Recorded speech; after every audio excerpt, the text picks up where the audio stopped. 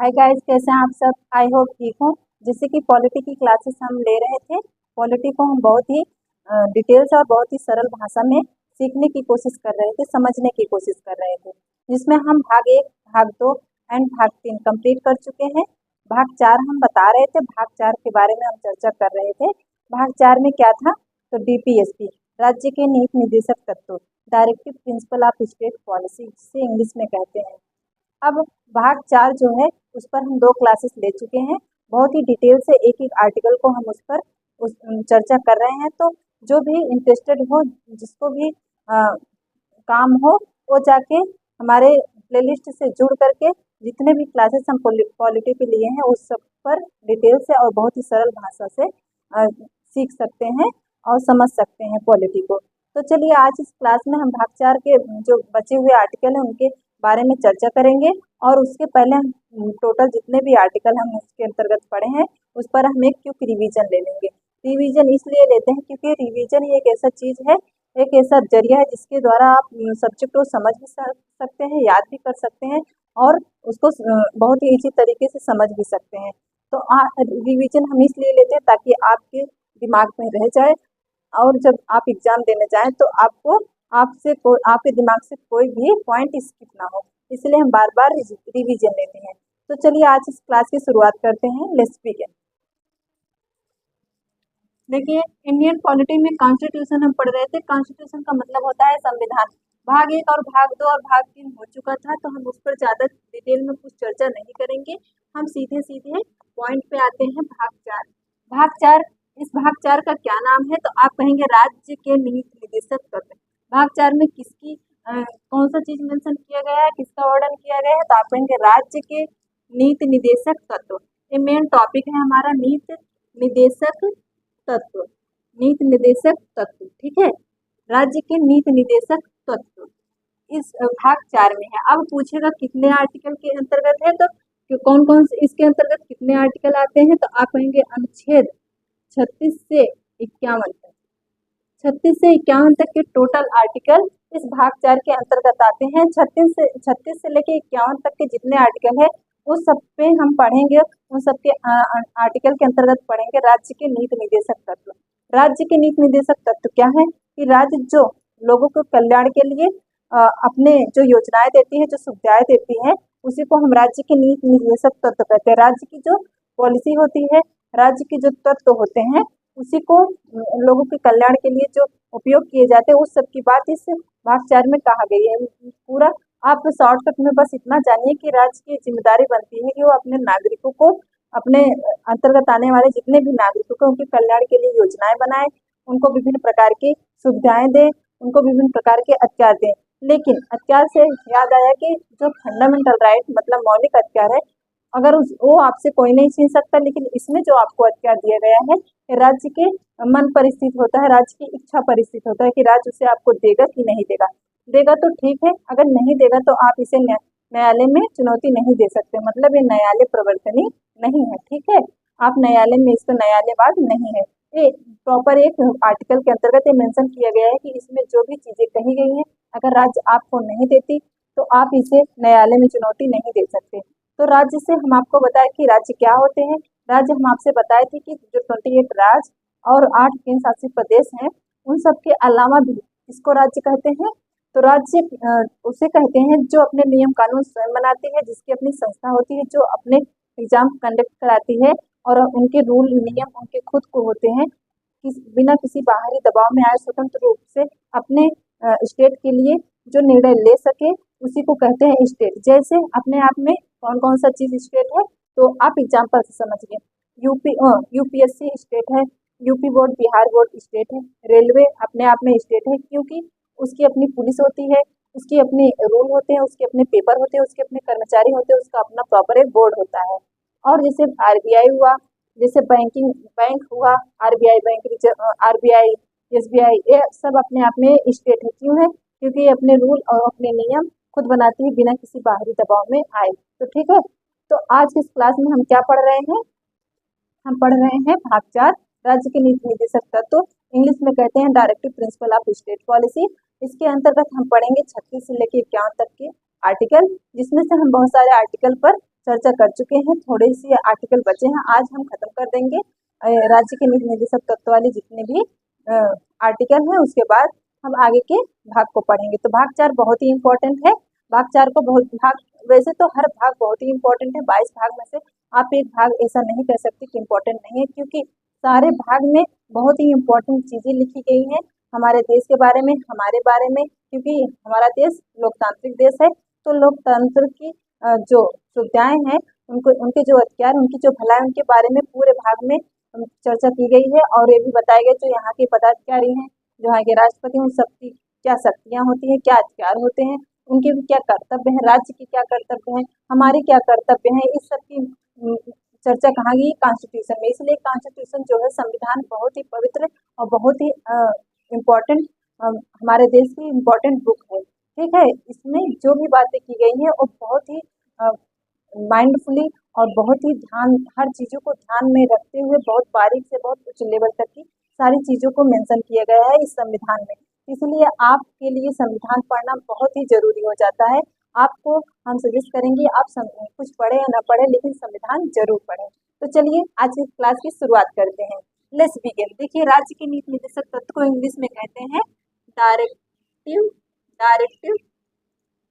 Principles of state policy. ठीक है, policy, state policy. इसका मतलब इसको इंग्लिश में कहते हैं शॉर्टकट में DPSP। ठीक है, DPSP कह सकते हैं। तो हम जब इसमें हम चर्चा करेंगे कि आर्टिकल के बारे में, तो राज्य के नीति निर्देशक तत्व तो बार बार अगर कहेंगे तो बहुत लंबा पड़ेगा, इसलिए हम शॉर्टकट में क्या कहेंगे? DPSP। तो चलिए, इसमें कितने आर्टिकल हैं हम आपको बताएं, 3600 से 51 तक। इस पर ऑलरेडी हम क्लासेस ले चुके हैं 2, और बहुत सारे आर्टिकल पर चर्चा कर चुके हैं, इसलिए हम यहाँ पर सिर्फ रिविजन लेंगे पिछले हुए आर्टिकल के, फिर आगे जो आर्टिकल है उस पर हम डिटेल से चर्चा करेंगे। तो पहला क्या है? 36 आर्टिकल 36, फिर 37, फिर 38, फिर 39, फिर 40, 41, ऐसे सारे आर्टिकल के ऊपर हम चर्चा करेंगे। सबसे पहले हम देख लेते हैं कि आर्टिकल 36 में कौन सी चीजों को बताया गया है। आर्टिकल 36 में कहा गया है कि राज्य के नीति निर्देशक तत्व की परिभाषा, मतलब DPSP की परिभाषा।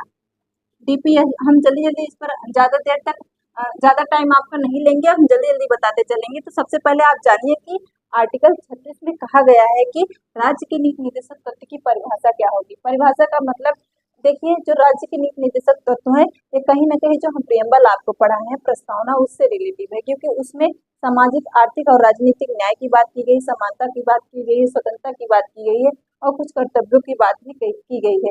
राज्य के जो कर्तव्य है उसकी भी बात की गई है। तो कहीं ना कहीं ये रिलेटिव है किससे? प्रस्तावना से। हम प्रस्तावना की सबसे पहले फर्स्ट वीडियो मेरी प्रस्तावना की थी, प्रियम्बल की थी। आपसे रिक्वेस्ट करते हैं गाइस कि जो भी ना देखा हो तो जाके प्लेलिस्ट में ऐड है, वहां से प्रियम्बल बहुत ही इजी तरीके से, बहुत ही इंपॉर्टेंट क्लास है, बहुत ही इंपॉर्टेंट क्वेश्चन को भी हम कवर किए हैं। थ्योरी के साथ साथ हम क्वेश्चन भी प्रैक्टिस भी कराते चलते हैं, ताकि आप तुरंत उस टॉपिक पर अगर प्रैक्टिस कर लेंगे तो आपको क्वेश्चन हमेशा के लिए याद हो जाएगा। तो आज की क्लास जो हम ले रहे हैं DPSP, तो कहीं ना कहीं प्रस्तावना से रिलेटिव है। तो वहाँ जो प्रस्तावना हम बताए हैं, प्रस्तावना में क्या क्या मेंशन है और प्रस्तावना किसे कहते हैं, इस सब पर किसे कहते हैं, कहीं ना कहीं रिलेटिव DPSP से है, directive principle of state policy से है। तो राज्य की नीति निर्देशक तत्व की परिभाषा दी गई है, जिसमें कहा गया है कि सबको सामाजिक और आर्थिक न्याय मिले। सामाजिक और आर्थिक न्याय मिले। आर्थिक न्याय का मतलब ये हुआ कि सबको सामाजिक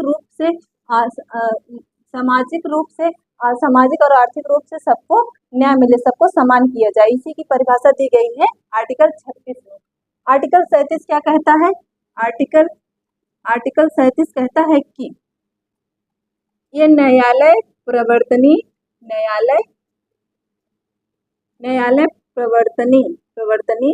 नहीं है। मतलब न्यायालय प्रवर्तनी नहीं है का मतलब, जिसमें राज्य के जितने भी कर्तव्य दिए गए, राज्य के कर्तव्य है, राज्य की ये जिम्मेदारी है कि ये अपने नागरिकों को ये सुविधाएं उपलब्ध कराएं। लेकिन अगर वो सुविधा उपलब्ध नहीं कराती तो आप न्यायालय नहीं जा सकते, न्यायालय प्रवर्तनी नहीं है। लेकिन इसका जस्ट उल्टा जो हम फंडामेंटल राइट आपको बताए थे, राइट्स बताए थे, उसमें हम बताए थे आर्टिकल 32 के तहत कि अगर आपसे आपके जितने भी मूल अधिकार दिए गए अगर कोई भी छीनना चाहता है तो आप आर्टिकल 32 का प्रयोग करके सीधा सुप्रीम कोर्ट जा सकते हैं या हाई कोर्ट भी जा सकते हैं। क्यों जा सकते हैं? क्योंकि मूल अधिकार को किसका संरक्षण प्राप्त है, तो आप कहेंगे मूल अधिकार को सुप्रीम कोर्ट का संरक्षण प्राप्त है।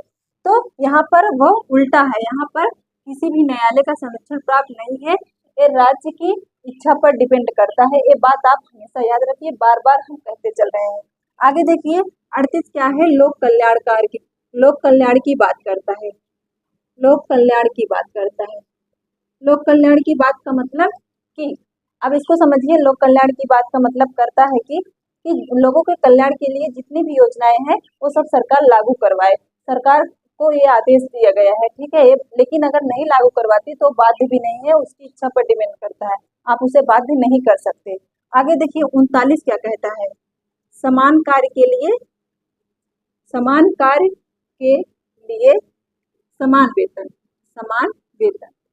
अब देखिए समान कार्य के लिए समान वेतन क्यों कहा गया है? समान कार्य के लिए समान वेतन, महिला मेल और फीमेल। देखिए समान कार्य के लिए समान वेतन इसलिए कहा गया कि अगर किसी भी सरकारी दफ्तर में मेल और फीमेल दोनों काम कर रहे हैं और सेम काम कर रहे हैं, लेकिन उनको सैलरी आप अलग नहीं दे सकते, मतलब मेल को कम और फीमेल को ज्यादा नहीं दे सकते। अगर वही काम मेल कर रहा है और वही सेम काम फीमेल कर रही है तो दोनों को समान कार्य के लिए समान वेतन देना होगा, ये राज्य को आदेश दिया गया है। लेकिन अगर नहीं देती तो ऐसा आप न्यायालय में नहीं जा सकते, क्योंकि ये आपका मौलिक अधिकार नहीं है। अगर मौलिक अधिकार बना दिए जाए जो चीजें मेंशन की गई तो इसका बहुत ज्यादा मिसयूज होता है। तो जो चीजें बहुत ज्यादा जरूरी थी उन्हीं को मौलिक अधिकार में रखा गया, और जो नहीं जरूरी थी देने के ऊपर डिपेंड था तो उसको हम राज्य के नीति निर्देशक तत्व में रख दिए। तो देखिए यहाँ पर समान कार्य के लिए समान वेतन। अब 39 का और 39 का खा क्या कहता है? 39 का सॉरी 39 का खा नहीं, 39 का है। 39 का कहता है कि सबको निशुल्क निशुल्क सरकारी निशुल्क कानूनी सहायता सहायता। आर्टिकल 39 का में कहा गया है कि राज्य के नागरिकों को जो जो जो जिस राज्य के हैं, मतलब जो चाहे जिस संस्था के हैं, राज्य के नागरिकों को निःशुल्क कानूनी सहायता प्राप्त होगी। कौन सी कानूनी सहायता? जैसे कि एक एग्जांपल ले लीजिए कि आप कोई क्राइम किए हैं और आपको पुलिस पकड़ के ले गई और जेल में डाल दी, तो आपके पास अगर पैसा नहीं है तो आपको निःशुल्क सरकारी वकील रखने का अधिकार देती है। कौन? राज्य देती है, ठीक है। आगे देखिए 39 के बाद 40 ग्राम पंचायत की बात करता है। ये बहुत ही इम्पोर्टेंट आर्टिकल है, ग्राम पंचायत की बात करता है, ग्राम पंचायत की बात करता है। मतलब आर्टिकल 40 में राज्य के नीति निर्देशक तत्व में कहा गया है कि ग्राम पंचायत, हर ग्राम में एक ग्राम पंचायत होगी जिसका एक ग्राम का एक मुखिया होगा। एक कब लागू हुआ? तो आप कहेंगे कि 2 अक्टूबर 1959 को ग्राम पंचायत लागू हुआ। अगर पूछेगा सबसे पहले कहाँ पर लागू हुआ तो आप कहेंगे राजस्थान के नागौर जिले में, राजस्थान के नागौर जिले में, नागौर जिले में, ठीक है, नागौर जिले में। ये बहुत क्वेश्चन पूछता है। तो अगर पूछेगा ग्राम पंचायत कब लागू हुआ, देखिए तो आप कहेंगे 2 अक्टूबर 1959 को। कहाँ पर? राजस्थान के नागौर जिले में सबसे पहले ग्राम पंचायत नहीं लागू हुआ। अब ये देखिए यहाँ पर तो है ही राज्य के DPSB में तो आर्टिकल 40 में तो है ही ग्राम पंचायत, लेकिन साथ साथ अनुसूची में भी जोड़ दिया गया। 72वां संविधान संशोधन करके 1992 में इसको जोड़ दिया गया। कहाँ पर? अनुसूची में जोड़ दिया गया, अनुसूची में भी जोड़ दिया गया। और आर्टिकल 243 की काज से लेकर के आड़ा तक के बीच में किसकी बात करता है? बात करता है ग्राम पंचायत के विभिन्न नियमों कानूनों की बात करता है। कहाँ से? आप कहेंगे और भी कहाँ पर ग्राम पंचायत को जोड़ा गया है, तो आप कहेंगे आर्टिकल 243 के तहत का से लेकर आड़ा तक की विभिन्न व्यवस्थाओं, विभिन्न प्रक्रियाओं की बात करता है। ग्राम पंचायत की विभिन्न व्यवस्थाओं और विभिन्न प्रक्रियाओं की बात करता है। अगर पूछेगा अनुसूची में कहाँ जोड़ा गया तो आप कहेंगे 72वां संविधान संशोधन 1992 में हुआ, इसको अनुसूची में जोड़ दिया गया, ठीक है। तो ये था 40। अब 41 क्या कहता है? 41 कहता है विभिन्न दशाओं में, कुछ दशाओं में सरकारी सहायता, कुछ दशाओं में सरकारी सहायता, सरकारी सहायता। अब ये क्या कहता है, कुछ दशाओं में सरकारी सहायता। कुछ दशाओं में सरकारी सहायता का मतलब कि जो दिव्यांग है और उनको उनको जैसे कि उनके लिए अलग से जो साइकिल उनकी होती है उसकी व्यवस्था की जाए। अगर दृष्टिबाधित है तो उनके लिए प्रॉपर चश्मे की व्यवस्था की जाए। मतलब उनके शिक्षा, आप ये समझिए कि विभिन्न दशाओं में जो बहुत ही पिछड़े हुए हैं, जो शिक्षा के क्षेत्र से, आर्थिक क्षेत्र से विभिन्न तरीके से पिछड़े हुए हैं, तो विभिन्न दशाओं में उनकी अगर दशा बहुत खराब है तो उनको अलग से शिक्षा की व्यवस्था की जाए। जैसे दृष्टिबाधित है तो उनको अलग से कॉलेज बनाए जाए, उनकी शिक्षा की व्यवस्था की जाए। अगर बहुत गरीब है, शिक्षा नहीं ले पा रहे हैं, तो पैसा की व्यवस्था की जाए। शिक्षा या खाना पीना कुछ भी हो तो अलग स्थिति, मतलब कोई गंभीर समस्या, गंभीर स्थिति उनको हो तो उनको अलग से कानूनी सहायता दी जाए। विभिन्न दशाओं में कानूनी सहायता। 42 क्या कहता है, अब इस पर हम यहाँ मिटा देते हैं, आगे हम देखते हैं। 41 हो गया, अब 42 देख लेते हैं। ठीक है, बहुत ही आराम आराम से हम पढ़ते चलेंगे। क्यों पढ़ते चलेंगे, क्योंकि हमें समझना है, रटना नहीं है। अगर आप एक बार समझ गए तो फिर आप भूलेंगे नहीं। 41 तक हो गया था, अब आप 42 देख लीजिए। 42 कहता है मनोचित दशा एवं प्रसूति सहायता।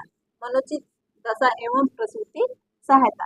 अब मनोचित दशा क्या है, देखिए कोई भी अगर कोई भी काम कर रहा है, चाहे ऑफिस में हो चाहे जहाँ, प्राइवेट नहीं, सरकारी बता रहा है कि सरकारी कर्मचारी जितने भी हैं उनके मन की उचित दशा के अनुसार ही उनको काम दिया जाए।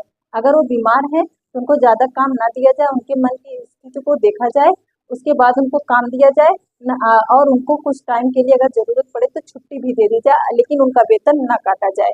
ये तो था मनोचित दशा। प्रसूति सहायता क्या कहता है, प्रसूति सहायता मतलब जो भी गर्भवती स्त्रियां हैं और वो काम कर रही हैं, वर्क कर रही हैं, तो उनके अगर वो जैसे वो प्रेग्नेंट है, ठीक है, प्रेग्नेंट को ही प्रसूति कहा जाता है। अगर वो प्रेग्नेंट है और काम कर रही हैं तो उनके बच्चे की स्वास्थ्य को देखते हुए, उनके स्वास्थ्य को देखते हुए उनको काम दिया जाए। और जो जब वहाँ पर वो बच्चा होने वाला हो उसके पहले 3 महीने पहले उनको छुट्टी दे दी जाए और उनका एक भी वेतन ना काटा जाए। ये राज्य को जिम्मेदारी दी गई है। लेकिन ये राज्य की जिम्मेदारी तो दी गई, लेकिन उसके राज्य की इच्छा पर डिपेंड करता है कि आपको देगा कि नहीं देगा, उसकी मानवता पर डिपेंड करता है। इसके लिए अगर नहीं देता है तो आप न्यायालय नहीं जा सकते।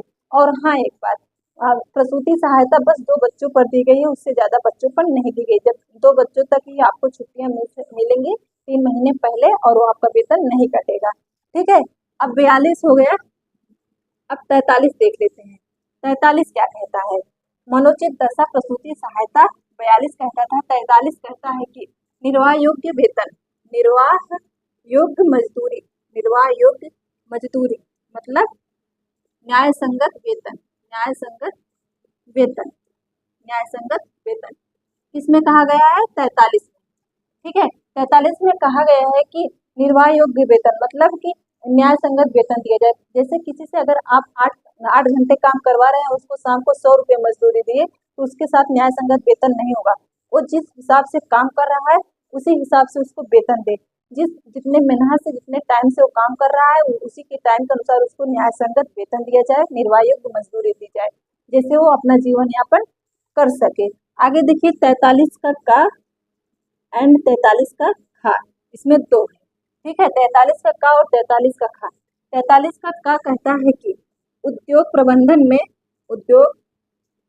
में कामगारों की भागीदारी, कामगारों या मजदूरों कह सकते हैं, मजदूरों की भागीदारी, मजदूरों की भागीदारी। ध्यान से बस देखते जाइए, अभी आपके दिमाग में सब आता चला जाएगा, आपको फिर से देखने की जरूरत नहीं पड़ेगी। उद्योग धंधे, जब उद्योगों का प्रबंध कराया जाए तो उसमें कामगारों मतलब मजदूरों को भी भागीदारी की जाए। क्यों की जाए, क्योंकि बड़े लेवल पे उनकी कोई भी सुनवाई नहीं होती मजदूरों की, वो अपनी समस्या बड़े लेवल पर नहीं बता सकते। तो इससे अच्छा है जब उद्योग का प्रबंधन कराया जाए तो कामगारों या मजदूरों की भी उसमें भागीदारी की जाए, ताकि वो अपनी समस्या बता सके कि हम कैसे काम करना चाहते हैं, कितना वेतन चाहिए, क्या चाहिए, सब कुछ वो अपनी प्रॉब्लम बता सके। तो 43 काम में राज्य को जिम्मेदारी दी गई है।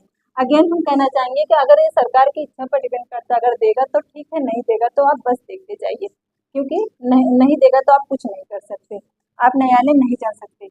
हाँ कहता है सहकारिता को बढ़ावा दो, सहकारिता को बढ़ावा, सहकारिता को बढ़ावा, सरकार सहकारिता को बढ़ावा देगी, 43 के ख में कहा गया है। अब देखिए 44 क्या कहता है। 44 कहता है समान नागरिक संहिता, समान सिविल संहिता या समान नागरिक संहिता, इसको इंग्लिश में कहते हैं UCC, uniform civil code, uniform civil code, uniform civil code, ठीक है। यूनिफॉर्म सिविल कोड का मतलब हुआ समान नागरिक संहिता। समान नागरिक संहिता का मतलब कि नागरिकों को समान अधिकार दिया जाए किस किस चीज में, पहला विवाह, दूसरा तलाक, तीसरा वसीयत। तलाक, विवाह और वसीयत में सबको समान नागरिक संहिता दी जाए, सबको समान अधिकार दिया जाए, सबको समान न्याय दिया जाए, ठीक है। अगर कोई तलाक लेना चाहता है तो सबके लिए तलाक का प्रोसीजर जो होता है सेम हो, अगर वो विवाह करना चाहता है तो उसका भी प्रोसीजर सेम हो। हर धर्म को मद्देनजर रखते हुए सबके धर्म की रिस्पेक्ट करते हुए उनके अधिकार दिए जाए। समाज यही है समान नागरिक संहिता या यूनिफॉर्म सिविल कोड, कह सकते हैं समान सिविल संहिता। 44। अब 45 देख लीजिए। 45 बहुत इंपॉर्टेंट है। इसमें दो चीज की बात की गई, पहला स्वास्थ्य, दूसरा शिक्षा, ठीक है। स्वास्थ्य और शिक्षा की बात की गई। स्वास्थ्य किसकी, जो 0 से 6 मतलब गर्भाधान से 6 वर्ष तक की उम्र के जितने भी बच्चे होंगे, चाहे वो माँ के पेट में हो या उसके बाद, मतलब 0 से 6 का मतलब यही हुआ गर्भाधान से लेकर के 6 वर्ष तक के बच्चों को स्वास्थ्य की व्यवस्था करवाई जाए। स्वास्थ्य की व्यवस्था मतलब अगर वो माँ के पेट में है तो माँ को या उसको जो टीका लगता है, इंजेक्शन लगता है विभिन्न प्रकार के विभिन्न रोगों से बचने के लिए, वो सब लगाया जाए। उसके बाद जब वो जन्म ले ले, उसके बाद जो जितना टीकाकरण होता है, जितनी भी दवाएं जैसे पोलियो ड्रॉप की दवाइयाँ, खसरा की दवाइयाँ, काली खांसी की दवाइयाँ, वो सब पिलाया जाए, उस सब का इंजेक्शन मतलब टीका लगाया जाए। तो 0 से 6 तक के बच्चों के राज्य का अधिकार बनता है, राज्य का कर्तव्य बनता है, ठीक है। और शिक्षा किसको, 6 से प्रारंभिक शिक्षा, 6 से 14 वर्ष तक के बच्चों को प्रारंभिक शिक्षा, 6 से 14 वर्ष तक के बच्चों को प्रारंभिक शिक्षा निःशुल्क, एक बात याद रखिएगा, ये सब जो चीजें हैं वो निःशुल्क उपलब्ध कराए, कौन, राज्य उपलब्ध कराए। तो 6 से 14 वर्ष तक के बच्चों को निःशुल्क शिक्षा दी जाए। ये तो था, अभी भी है 45 में, कहाँ, भाग 4 के आर्टिकल 45 में है, लेकिन साथ साथ इसको संशोधन करके इसको मौलिक अधिकार में भी जोड़ दिए, क्योंकि हर बच्चों को ये बताया गया कि उसका प्रारंभिक शिक्षा उसका मौलिक अधिकार है, उसको निःशुल्क प्रोवाइड करवाया जाए। तो कहाँ जोड़ा गया, तो आप कहेंगे 86वां संविधान संशोधन हुआ 2002 में, 86वां संविधान संशोधन हुआ 2002 में, और आर्टिकल 21 के काम में जोड़ दिए गया निःशुल्क एवं अनिवार्य शिक्षा, निःशुल्क एवं अनिवार्य शिक्षा, अनिवार्य शिक्षा कहाँ जोड़ दिया गया, मूल अधिकार के 21 के काम में जोड़ दिए। कौन सा संविधान संशोधन हुआ, 86वां संविधान संशोधन। कब हुआ संशोधन, 2002 में हुआ, ठीक है। इस प्रकार 45 में आप देख लिए, दो चीजों की बात की है। अब 46 देख लेते हैं यहीं पर। 46 एसटी और एससी, एसटी और एससी के लिए विशेष उपबंध की बात करता है, विशेष उपबंध। अब एसटी और एससी की विशेष उपबंध क्या है, एसटी शेड्यूल कास्ट और एसटी शेड्यूल ट्राइब कहते हैं, और एससी को कहते हैं शेड्यूल कास्ट, अनुसूचित जाति और अनुसूचित जनजाति के लिए विशेष व्यवस्थाएं की जाए। कौन सी व्यवस्थाएं, जैसे उन जो अनुसूचित जाति और अनुसूचित जनजाति हैं, उनके शिक्षा को लेकर के, उनके आर्थिक स्थिति को लेकर के, सामाजिक स्थिति को लेकर के उनके लिए अलग से कुछ उपबंध किया जाए। सरकार का ये मतलब कर्तव्य बनता है, राज्य का एक कर्तव्य बनता है, ताकि उनको समाज की मुख्य धारा से जोड़ा जाए, ताकि उनका भी विकास हो सके। तो बस इसी की बात करता है 46 में।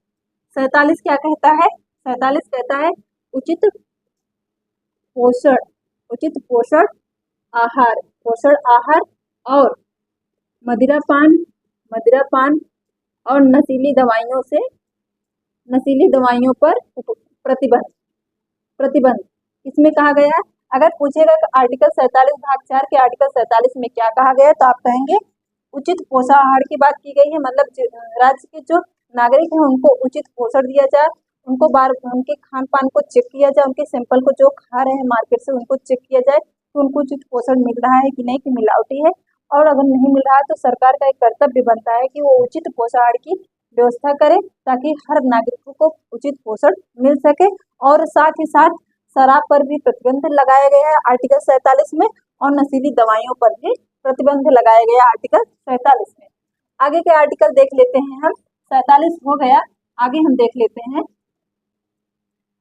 48, 48, 48, 49, 50 एंड 51। अब देख लीजिए 48 में कहता है कि राज्य किसको बढ़ावा देगा? पशुपालन को बढ़ावा देगा एंड कृषि को बढ़ावा देगा, और साथ ही साथ दुधारू जानवरों की हत्या पर रोक कौन लगाएगा?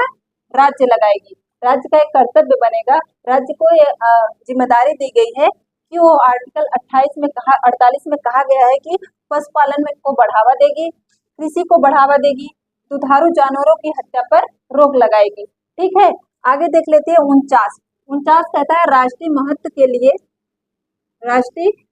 के लिए जो भी स्थान है, सामान है, मतलब चीजें और स्मारक है, उनका संरक्षण करेगी।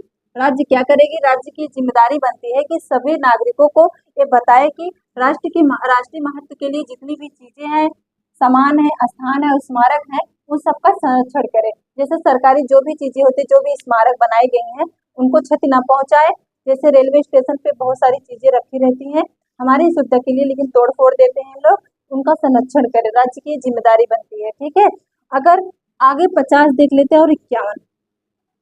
50 में कहा गया है, 51 में पहले हम देख लेते हैं अंतरराष्ट्रीय शांति की बात की गई है। अंतरराष्ट्रीय शांति की बात की गई है, और 50 में कहा गया है कि लोक कल्याण के लिए जो योजनाएं बनाई जाएंगी, लोक कल्याण के लिए जो योजनाएं बनाई जाएंगी, उसमें न्यायपालिका, कार्यपालिका और न्यायपालिका अलग होगी। न्यायपालिका अलग होगी।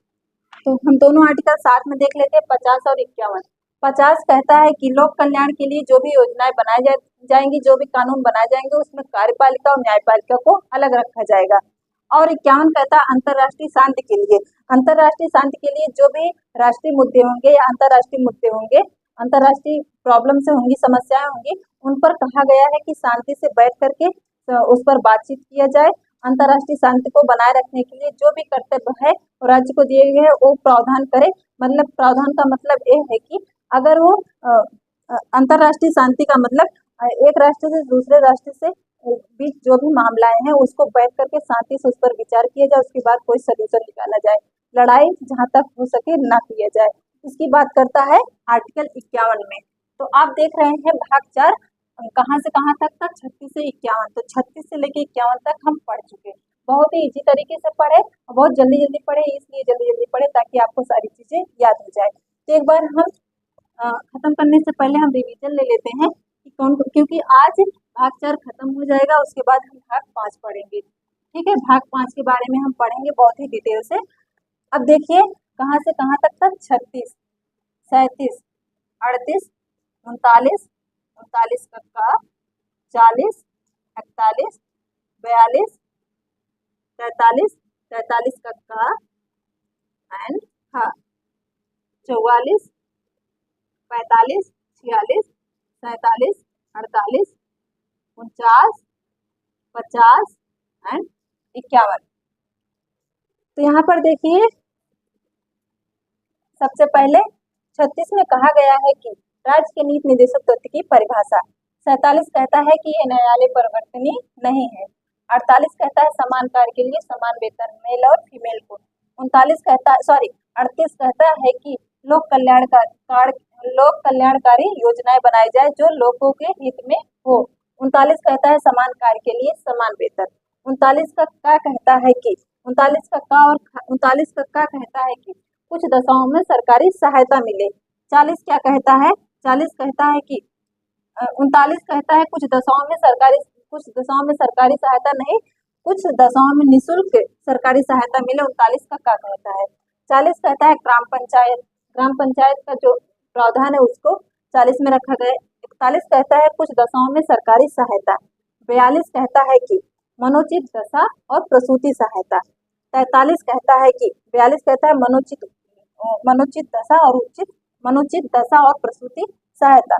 43 कहता है कि निर्वाह योग्य वेतन मतलब न्यायसंगत वेतन। 43 का कहता है कि उद्योग निर्माण में कामगारों की भागीदारी हो मतलब मजदूरों की भागीदारी हो। ख कहता है 43 का ख कहता है कि सहकारिता को बढ़ावा दिया जाए। 44 कहता है समान सिविल संहिता, समान नागरिक संहिता मतलब यूसीसी यूनिफॉर्म सिविल कोड, जिसमें विवाह, तलाक और वसीयत को न्याय संगत उस पर विचार किया जाए। 45 कहता है स्वास्थ्य एवं शिक्षा, 0 से 6 तक के बच्चों को उचित स्वास्थ्य दिया जाए। प्रारंभिक शिक्षा 6 से 14 वर्ष तक के बच्चों को प्रारंभिक शिक्षा निःशुल्क दिया जाए, अनिवार्य भी है।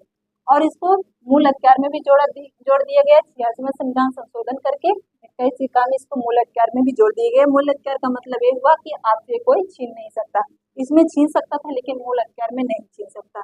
46 कहता है एसटी और एससी को विशेष उपबंध किए गए, एसटी और एससी के लिए विशेष प्रावधान किए गए। 47 कहता है उचित पोषाहार और नशीली दवाइयों पर प्रतिबंध और मद्यपान मतलब शराब पर प्रतिबंध।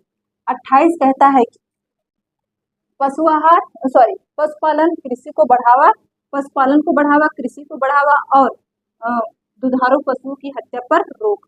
49 कहता है कि राष्ट्रीय महत्व के लिए जो स्मारक है उनका संरक्षण किया जाए, जो स्थान है राष्ट्रीय महत्व के लिए उनका भी संरक्षण किया जाए और जो चीजें हैं राष्ट्रीय महत्व के लिए उनका भी संरक्षण किया जाए, राज्य को जिम्मेदारी दी गई है। 50 कहता है कि लोक कल्याण के लिए जो योजनाएं बनाए, जो कानून बनाया जाएगा उसमें कार्यपालिका और न्यायपालिका अलग होगी। और 51 कहता है कि अंतर्राष्ट्रीय शांति को ध्यान में रखते हुए एक दूसरे के जो मामले हैं उस मामले को बैठ करके बहुत ही शांति से उस पर विचार किया जाए। ये तो थे 51, ठीक है। आगे हम पढ़ेंगे भाग 4 ही पढ़ेंगे।